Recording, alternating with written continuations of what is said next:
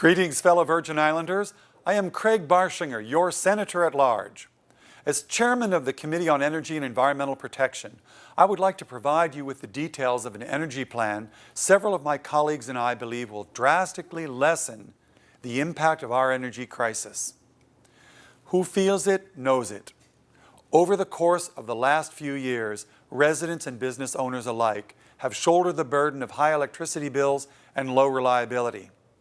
Out of desperation, some have even abandoned WAPA for alternative energy generation. The result is the closure of businesses, contributing unemployment and downward spiral of our economy. The main problem is that the Water and Power Authority has not been able to maintain efficient equipment. For the most efficient use of fuel, it is essential that WAPA lower the heat rate from well above 12,000 BTUs per kilowatt hour to under 9,000 BTUs. In large part, this is due to a lack of on-time bill payments by the VI government to WAPA, causing them to defer routine maintenance, leading to breakdowns.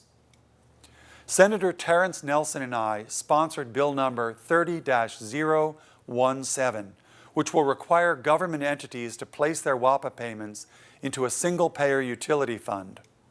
This measure was approved in the Committee of Government and Housing and forwarded to the Rules Committee in June.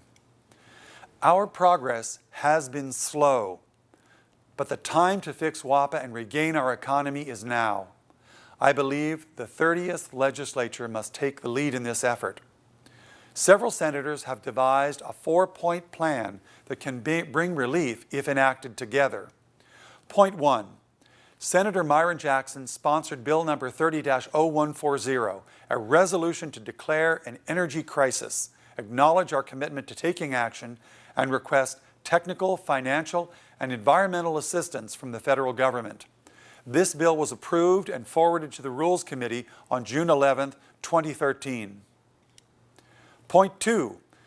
Senator Jeanette Millen Young sponsored Bill number 30-0115, an act to limit the amount of LEAC that the Public Services Commission can authorize WAPA to recover from its customers. The bill will cap the LEAC for 24 months. However, it requires the legislation in Point 3 as a funding source. Point 3, the Committee on Energy and Environmental Protection hosted a meeting on June 11, 2013 to explore two possible options. Option 1, the separation of WAPA into two companies. VI Energy, LLC, will be in charge of generating electricity, whereas WAPA will be in charge of maintaining the transmission and distribution lines, billing, and water. Option 2 is the complete privatization of WAPA.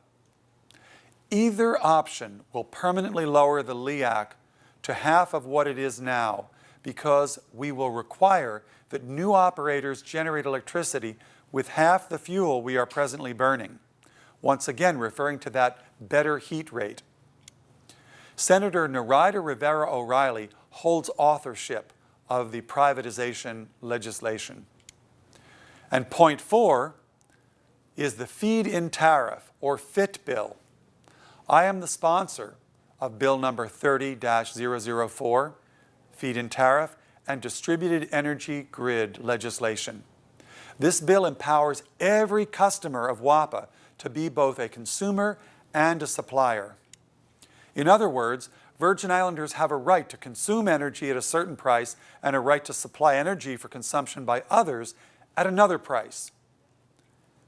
The rates for consumption and supply are set to allow WAPA to recover the cost of maintaining the transmission and distribution network and to promote private investment in a distributed energy grid.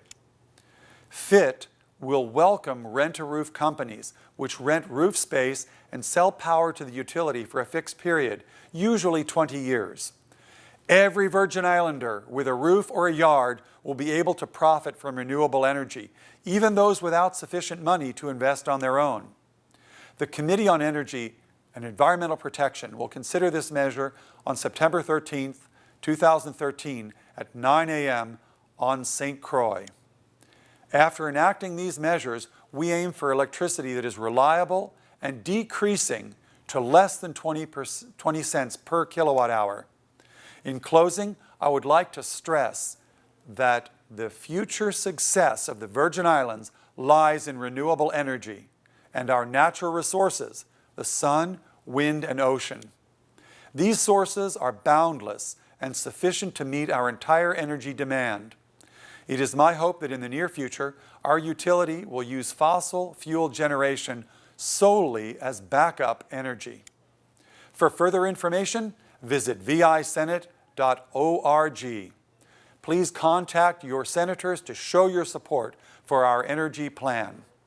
And thank you for watching Legit TV. I'm Craig Barshinger, your Senator at Large and Chairman of the Energy Committee. Thank you.